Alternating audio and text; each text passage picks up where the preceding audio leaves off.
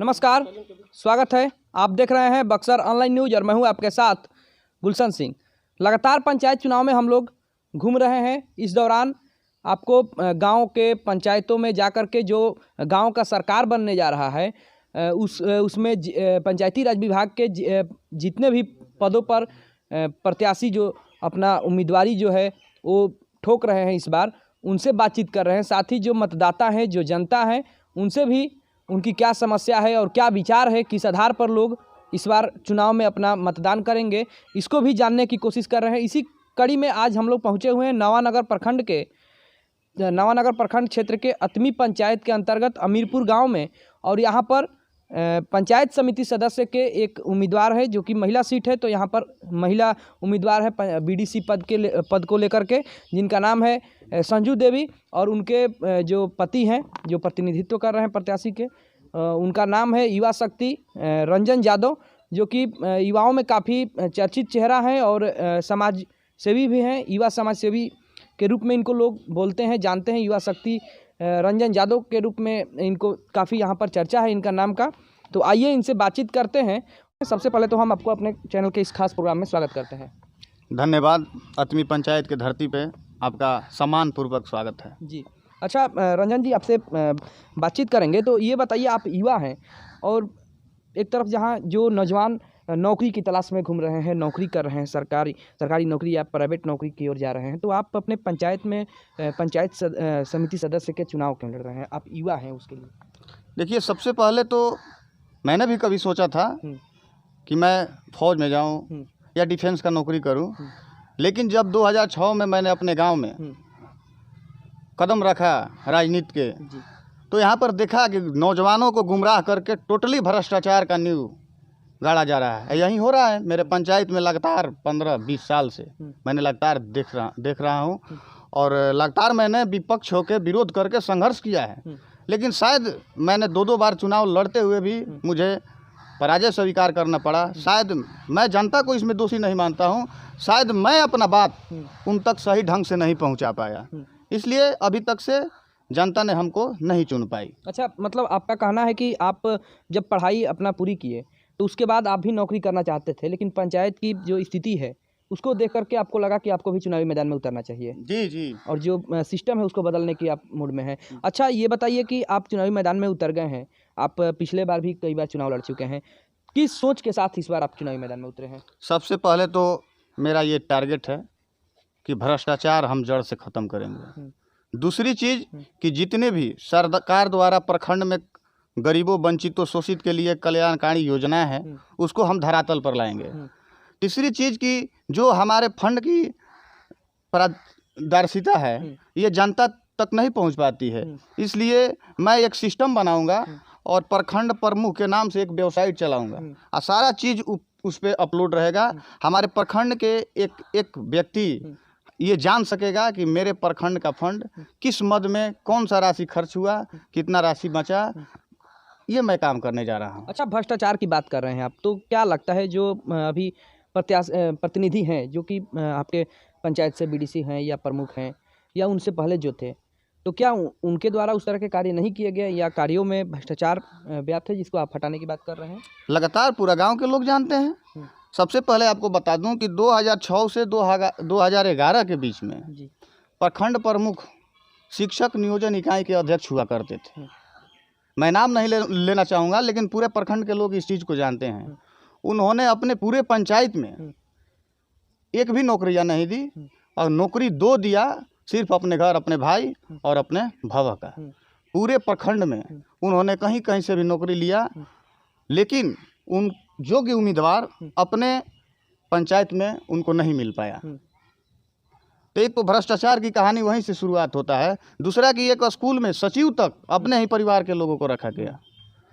सीधे सीधे आपको दिखाई देता है कि भ्रष्टाचार का भेंट चढ़ा ये राम लखन सिंह उच्च विद्यालय, जहाँ कभी कभी यहाँ से 30-30 किलोमीटर दूर से लोग पढ़ने आया करते थे। +2 का पैसा आया, इसका राशि गलत तरीके से खर्च करके अभी जाके देखिएगा आप, भवन निर्माण नहीं हुआ। अगर वो भवन निर्माण होता तो आज +2 का पढ़ाई हमारे गांव में चलता। हमारे गांव की बच्चियाँ, छात्र छात्राएं नवानगर न जाके यहीं पे एडमिशन करा के पढ़ती। अच्छा, कोरोना काल जो पिछले दिनों काफ़ी महामारी था और लोग जो थे, गरीब तबका के जो लोग थे वो काफ़ी प्रभावित हुए थे, परेशान थे। लोगों के घर में जो कि दिनचर्या मजदूरी से चलता था, तो उनको काफ़ी मतलब जिनका भोजन काफ़ी परेशानियों का सामना उन लोगों को करना पड़ा। आपके द्वारा एक युवा समाज सेवी होने के नाते किस तरह की मदद उस समय पहुंचाई गई थी? देखिए, कोरोना काल में तो एक देश में ऐसा अफवाह फैलाया गया कि सारे लोग डरे हुए थे, डूबके हुए थे। लेकिन मैंने एक बार ब्लॉग पे गया, वहाँ का स्थिति देखा, तो इंसानियत के नाते मैंने सोचा कि मुझे, अगर मैं इंसान हूँ तो मुझे कुछ करना चाहिए। मैंने सारे प्रोटोकॉल को तोड़ते हुए मैंने कोरोना के लिए 1 महीना लगातार लंगर चलाने का काम किया, अपने पैसे से, अपने निजी फंड से। फिर अपने पंचायत के गरीब लोगों को राशन भी पहुंचाने का काम किया, क्योंकि मैं क्षेत्र देख के सेवा नहीं करता हूं, क्योंकि वो मेरे वोटर नहीं थे, वो राही थे, प्रवासी मजदूर थे, रास्ते से आते थे, खा के निकल जाते थे। मैंने अपने जीवन में सेवा मात्र के धर्म से राजनीति में कदम रखा हूं, और भ्रष्टाचार के मिटाने के लिए। अच्छा, यदि आपको जनता आशीर्वाद देती है तो प्राथमिकताएं आपकी क्या क्या रहेंगी? सबसे पहले बनने के बाद देखिए, बीडीसी की लड़ाई नहीं है, ये पूरा शाहाबाद जानता है, यतमी पूर्वी भाग संख्या 6, ये बीडीसी की लड़ाई नहीं है। मतलब बीडीसी सा प्रमुख की यहाँ डबल प्रमुख से लड़ाई है, और मैं प्रमुख पद के प्रबल दावेदार हूँ, अगर जनता मुझे आशीर्वाद देती है तो। क्या क्या प्राथमिकताएं रहेंगी? सबसे पहले देखिए, रंजन यादव जिंदाबाद। सबसे पहले मैं आपको बता दूं कि कोई सरकारी ऐसी योजना नहीं है जिससे कोई मंदिर या मस्जिद का निर्माण हो, लेकिन महिलाओं और हम अपने गांव के महिला वर्ग के जो बुजुर्ग हैं, वो चाहते हैं कि हमारे गांव के काली माँ का मंदिर का भव्य ढंग से निर्माण हो। तो मैं चुनाव जीतने के बाद, प्रमुख बनने के बाद, सबसे पहले काली माई के मंदिर में काम लगाऊंगा। उसके बाद मैं अपने पंचायत क्षेत्र के लिए एक एम्बुलेंस देने जा रहा हूँ, निःशुल्क। अच्छा, तीसरा चीज़ कि ये भवन निर्माण में जो गड़बड़ी हुआ है, इसके ढंग से मैंने चालू कराने का काम करूँगा, ताकि +2 का पढ़ाई यहीं पे शुरू हो। और मेरे मन में एक दूसरा चीज़ है, मैं सोचता हूँ कि अगर मैं प्रखंड का नेतृत्व तो संभालूँ तो कम से कम 20 लोग युवा शक्ति संगठन के नाम से जोड़ूँ। 20,000 लोगों को जोड़ना है हमको, 20,000 लोगों को। उसमें 100 रुपया मात्र महीना का लिया जाएगा। महीना उसका 20 लाख रुपया होता है, और सालीना 2 करोड़ 40 लाख। वो पैसा गरीब के बेटियों में 1.5 लाख रुपया करके अनुदान, और गरीब के बच्चों के पढ़ाई में अनुदान, बीमारी में अनुदान। मैं इस प्रखंड को अपने परिवार की तरह चलाना चाहता हूँ, ये मेरा सोच है। यही आपका सोच है जी। अच्छा, अभी आपने बताया कि कोरोना काल में आपके द्वारा लंगर चलाया गया था, जो गरीब थे, ज़रूरतमंद थे, उनको भोजन कराया गया था। साथ ही आपने बताया कि जो राहगीर थे उनको भी आपने राशन दिया। ऐसा काम तो हम लोगों ने देखा कि कई जगहों पर किया गया था, आपके जैसे जो भी नौजवान थे जो कुछ करना चाहते थे समाज के लिए। अच्छा, आप प्रमुख का दावा ठोक रहे हैं, बहुत बड़ा पद होता है, तो अब तक अपने जनता को आपने ये जो कोरोना काल के बाद बताएं, तो उसके पहले और अब तक आपने कौन ऐसे कार्य किए हैं जिससे आप अपेक्षा रख रहे हैं समाज से कि समाज आपका इस चुनाव में साथ दे? 15 साल से अपने राजनीतिक जीवन में अगर एक आदमी बता दे कि रंजन यादव ने किसी के साथ दलाली किया है, तो मैं अभी चुनाव से वापस हो जाऊंगा। सबसे पहले आपको बता दूं, रात हो, दिन हो या रात हो, गर्मी हो या बरसात हो, अगर मेरे मोबाइल पे कभी भी फ़ोन आता है तो मैं सदैव नंगे पाँव अपने जनता जनार्दन के लिए सदैव सेवा में तत्पर रहने का काम करता हूँ। या पंचायत में किसी गरीब तबके के लोग को बीमारी हो, कोई भी मजबूरी हो, मैं अपने आर्थिक फंड से, अपने निजी वाहन से कहीं भी ले जाने का काम करता हूँ। ये मैं नहीं, है पूरा पंचायत, मेरे पूरा क्षेत्र के लोग जानते हैं। मैं उम्मीद रखता हूँ कि अबरी बार, उम्मीद का मुझे पूरा विश्वास है कि इस बार चुनाव में हमारी क्षेत्र की जनता हमको भरपूर सहयोग देने जा रही है।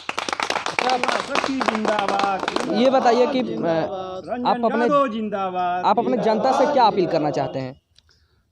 मैं अपने जनता से, मैं अपने पंचायत के लोगों को अपने परिवार मानते हुए मैं अपील करना चाहता हूं कि इस सीट पे जितने भी कैंडिडेट लड़े हुए हैं, आपके ही परिवार के सभी सदस्य हैं।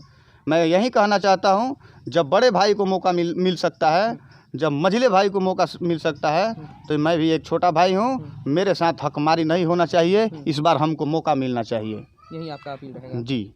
अच्छा प्रखंड से बीडीसी के बहुत सारे काम हैं। पहले तो आप प्रमुख बाद में बनिएगा, लेकिन पहले बीडीसी बनिएगा तो प्रखंड से जो योजना आते हैं विकास को लेकर के पंचायतों के, उसमें बीडीसी की अहम भूमिका रहती है।